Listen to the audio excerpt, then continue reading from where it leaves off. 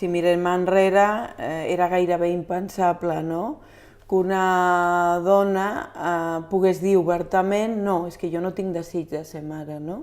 I no vull ser-ho. Però això no vol dir que, diguéssim, els paranys s'hagin modificat, diguéssim, amb aquest aspecte completament. Els arquetips, com deia abans, continuen persistint. Potser no li llançaran pedres, dit així metafòricament, però pedres físiques, però algunes pedres verbals sí que podran arribar-li. És a dir, el tema no està suficientment superat a nivell social i cultural. O sigui, jo em trobo amb dones que m'ho expliquen, m'ho venen a dir, no?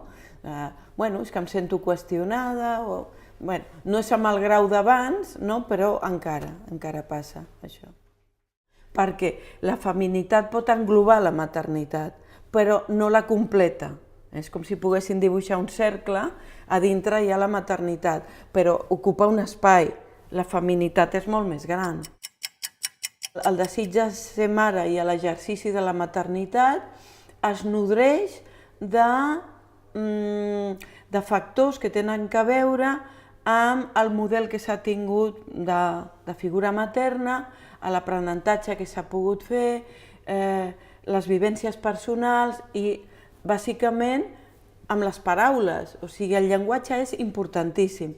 I quan parlen d'instint maternal sembla que deixen de banda el llenguatge i situen a les dones al nivell de qualsevol altra espècie animal. Hi ha dones que, malauradament, de tant en tant llegim les notícies als mitjans de comunicació, són una minoria però existeix, que llencen els bebès que acaben de tindre al container. Aquí tenim la prova de que la biologia no ha estat suficient per l'apego, la teoria de l'apego, per iniciar un vincle.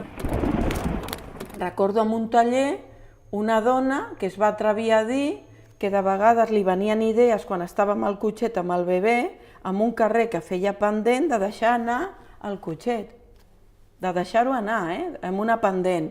Evidentment no ho feia, ho pensava, però això la culpabilitzava moltíssim, perquè ella deia amb el grup, és que jo no sóc bona mare, com una bona mare, i jo m'estimo molt el meu fill, pot arribar a tindre aquesta fantasia. I automàticament amb el grup van sortir altres dones dient que els hi passaven coses semblants en determinats moments i que en canvi estimaven els fills. Cada dona ser lliure, el més lliure, com deia abans, d'escollir el camí que li vagi millor amb tots els aspectes de la vida, inclús el ser o no ser mare. Però realment la pregunta a fer és cal tindre fills sense saber per què? Hi ha moltes pressions. Donar el pit, per exemple, no donar el pit, donar el biberó, part natural, part amb anestèsia. O sigui, jo diria, ja n'hi ha prou de tot això, que deixin en pau a les dones perquè puguin escollir el que els hi vagi bé, no? Les pressions de vegades no són directes, són sutils, són indirectes, però, clar, el problema que ens trobem és que les dones sempre són adoctrinades.